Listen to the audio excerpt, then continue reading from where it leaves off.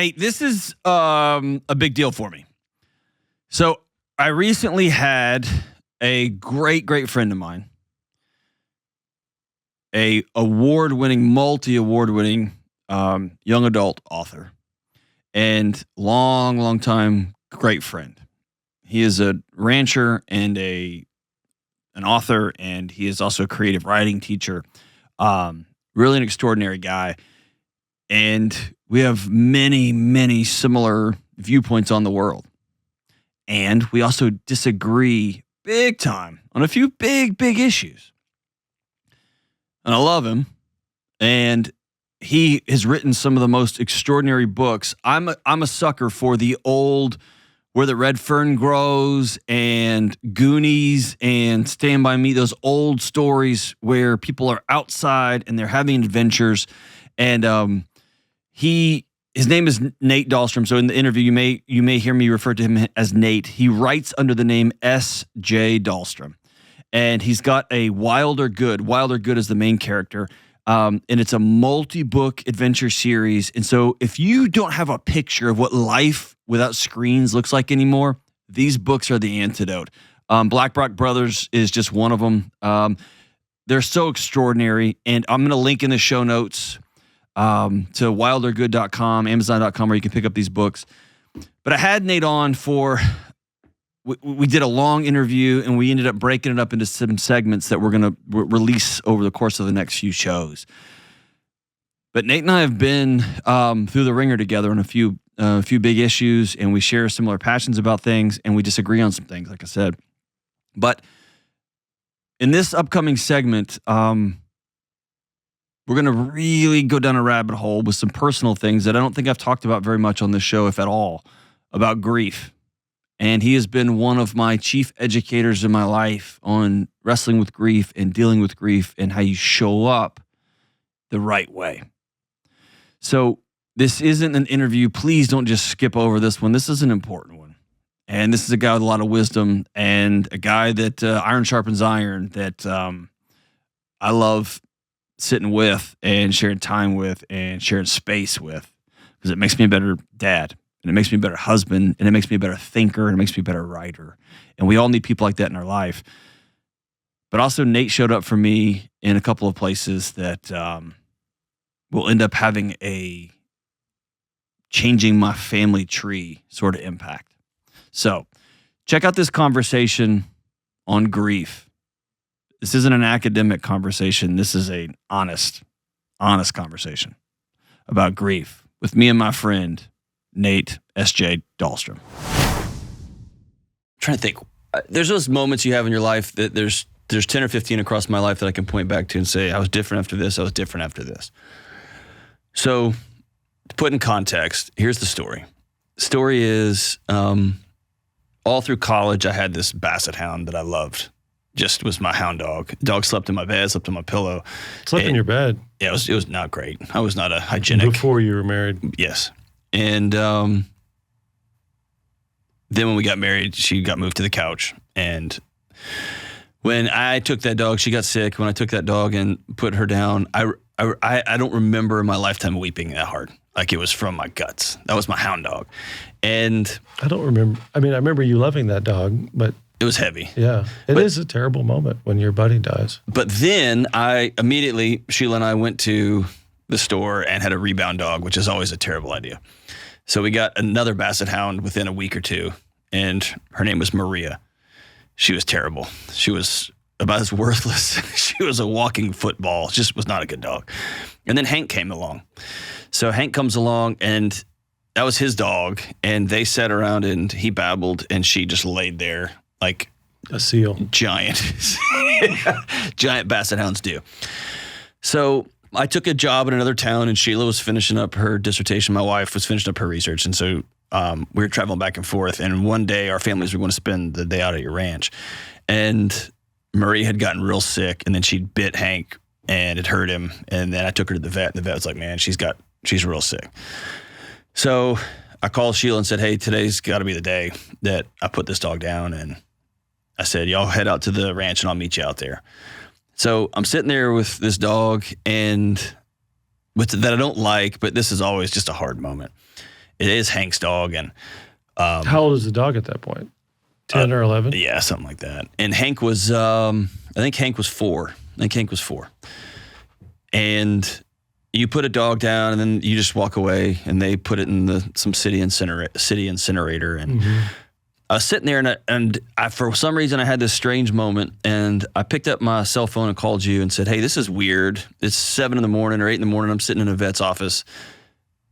Would it be all right if I feel weird about leaving my dog here, and it feels like a right thing to do to take the dog and bury it. I don't have anywhere to bury it. Can I bring it out to the ranch?" And you got real quiet, and there was a long beat. It was one of those that feels like 10 seconds. It was probably 2 seconds. And you said, "If you don't take this moment to teach your kid about death, you're not the father I thought you were," something like that. Something very Nathan. And it was something impactful into my... So judgmental. Yeah. But it was, yeah. And so we get out to the ranch, and you had set up a little shovel and a big shovel, and Hank and I went out and dug a hole for that dog, and we prayed over that dog, and we talked about that dog. And I remember putting the dog in, and Hank saying, "Hey, don't bury the head." And I said, "No, Hank, the dog's died." Like, it was a hard moment. Yeah. But then 2 years, 5 years, 10 years, as I lost grandparents and friends of mine, for a little kid, we called back to that over and over. And there was just this moment of the importance of teaching my son about grief. Mm-hmm. And then several years later, several years later, I get a call from my wife, and she's crying so hard I can't hear her on the phone. And I keep saying, I'm at the law school there working, and I can't understand you, can't understand you. And she had an ectopic pregnancy that had ruptured. And she had sat at home, and we'd had several pregnancy losses, and she just said, "This isn't happening. It's not happening." And she tried to tough it out. She's a tough West Texas girl. And then she'd almost bled out in her living room, and she had driven herself to the hospital and then called me on the way. Again, I didn't know what was going on. I didn't even know what an ectopic pregnancy was. I drive up there, and I had Hank. I'd picked him up from school, and I saw my wife in a wheelchair with the head of the OBGYN, and I remember looking at the doctor thinking, "Oh, this is it. Like, this is bad." Somewhere along the way, maybe I called your wife, or somebody came and got Hank, and I still don't know who came and got Hank, but I'm sitting by myself in this waiting room. And they had taken Sheila in, and were doing emergency surgery on her. And I was just sitting there by myself. I'm just sitting there. And then you walked in and just sat right by me, and you said nothing. We didn't talk. And then when the nurse came in and said, "We weren't able to save the pregnancy, but your wife's going to be okay," I remember, I'll never forget, you reached over and grabbed my shoe, and you had tears that I wasn't able to cry yet. And that was an important, just sitting with somebody. No words, nothing stitched on a pillow, just this heavy moment. But it was also an invitation to, this is what sharing grief looks like with people that you love. You sit with them. And when I look back at our culture, I think one of the things we've done is we've outsourced all these things to other people, and we've pathologized discomfort. We made being uncomfortable a bad thing that we have to solve and fix. And when it comes to grief, maybe the number one question I get on this show, privately, personally, through social media, emailed in, is questions on, how do I grieve? What's the point? Why don't we do this? Why don't we do this? Talk to us, man, because you've been a key teacher for me in a couple of big areas on that. The idea that you got to head into the storm versus walking away from it.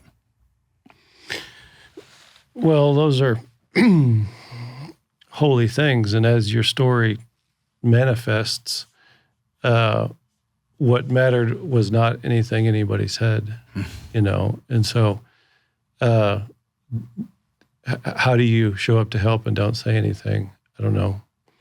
Obviously, the book of Job teaches us that really carefully, that you sit Shiva with someone, you sit 7 days, and you just grieve and put ashes on your head and tear your clothing, and don't give them a bunch of mumbo jumbo psychology, or from the sermon that said, "What do you tell grieving people?" Because you can sit there and tell people what to tell grieving people all day long, and that doesn't matter either. Because I guess the answer is, it's going to take a lot of time, and it's a lot of hard work. Jesus said, "I'm a man of sorrows and acquainted with grief." And you didn't get that from reading a book. Yeah. You got that from being acquainted with grief, and nobody wants that. Yeah. It's a curse. It's knowledge you don't want to have. And so to answer your question is, Solomon says, if you want wisdom, go to the house of mourning. And, nobody's going to go to the house of mourning. They don't want that type of knowledge. But, I mean, sit with people and be quiet. But to enter into that kind of grief, I mean, it's going to take something of you. You ever hear the word poultice? A poultice is somebody has a wound, maybe like a snake bite or something. There's some kind of poison. You put this poultice. It can be like a piece of meat. It can be a bunch of vegetation, and you put that poultice on the wound. And what happens is, as the poultice dries, it sucks out the poison. It's been around for a long, long time. And so if you choose to enter into somebody's grief, which is poison, you need to be ready to take on some of that poison yourself. Carry it with them. And that's a really, really dumb thing to do. But it's the right thing to do. It's the right thing to do. But, it's not, if you really jump into somebody's grief, you're going to get poison from them. And that's just, you can't, in a lifetime, how many people can you do that with? Very few. Yeah. That's why you look at our police officers are burned, the social workers are burned, the hospital attendees are burned. It's just exhausting. And do it really honestly, because that's, that kind of grief is a madness. I've compared it to, people probably don't get this, but to being in love. And when you fall in love, you're everything is kind of fake. You're floating along on a cloud. You're in a sub world, and that's what that kind of grief is. You're in a sub world. Nothing it looks to you like it looks to everybody else. And but the gift of animals, if you're parenting properly, in my opinion, the animals teach you that first. Your first dog you bury. And if you haven't sanitized that experience for your kid and said, oh, the doggy went to heaven, and just go burn it and throw away the ashes. If you let somebody walk through that, well, they've got a little bit of a taste of what it's going to be like when you bury granddad or a family member. And so that's a great gift that God gave us, that relationship, with the dog particularly, which is really unique. Like, why do we bawl our eyes out when dogs die? It's that little Edenic relationship that slipped through, but it matters, and it teaches you a little bit what that's going to feel like. Because of course, life is a complete tragedy. Yeah, just over and over again. We're just waiting for that. The way I've described grief, or tried to wrap my head around a definition, is it's the gap between what you hoped for and what you wanted and what actually happened, and there's that space, and we run from it. And it's been my experience that the longer you run from it, it doesn't ever stop. Or there's that great quote, pain deferred is pain amplified. At some point, you got to turn and go in it and walk through it. What's your wisdom for somebody that's been avoiding it for a long time? The wisdom for someone who's been avoiding it for some time. I guess you're a West Texas rancher. You just got work to do. Let's go do it. Let's go get it done, right? Yeah, I mean, all I can say is what happened to me, and the only thing, why did we survive what happened to us? I don't know. Nature healed me. It wasn't people. And you say, well, nature healed you. What that means? Nothing. I'll just say this. I remember one time I saw a deer in the morning in that time come out and start eating oak leaves, and something kind of cracked. And I think what I figured that was beauty, is you have incredible misery to go through in this life, and that's promised for sure. Genesis 3, there's a curse upon this earth. You're waiting for cancer, car wreck. But here's the one lucky thing that happened, that beauty got in too. So while that curse got in, a little bit of the beauty from the Edenic experience is here. And so that beauty began to patch me one to the next, to the next, to the next. And so a motto I developed in those times was to find beauty, because you can for sure find ugly. You can for sure find the curse in the world. But if you find that beauty, of I still have a friendship, Mhm. and it's honest.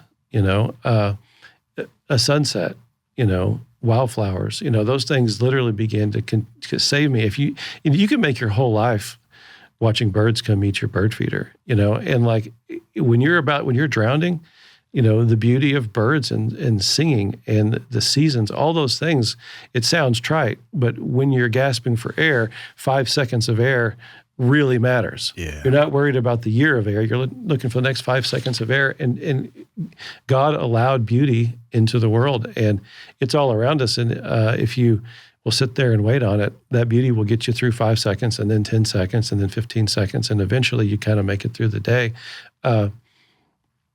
Find beauty. Yeah. That's the answer. One of my favorite things is walking out of, especially back when we lived in the same community, I'd walk out of grad school with all the PhD people sitting around the table, and then we'd head out to the ranch. And one of the psychological constructs they would pass along, for instance, would be what the brain focuses on is what the brain sees everywhere. Mm-hmm. And there's neuroscience to that. And then to go sit with my buddy who's a rancher in West Texas to say, I'm going to find beauty. The answer's in nature, right? We can find it in our textbooks, but you can live it here. Yeah, It's just there. Those fingerprints are in everything he did. Yeah. You look really, really close at a Van Gogh, you see the Van Gogh brushstrokes that are only Van Goghs, and nobody else can do those. Well, you look really, really close at the footprints and the fingerprints all over our natural world. He's going to speak to you, and you have to be quiet and listen, and it gives you just enough at the right time. But there's no quick fixes for any of that. You got to be willing to take somebody's poison, and you've just got to wait on it, and eventually, maybe you'll survive.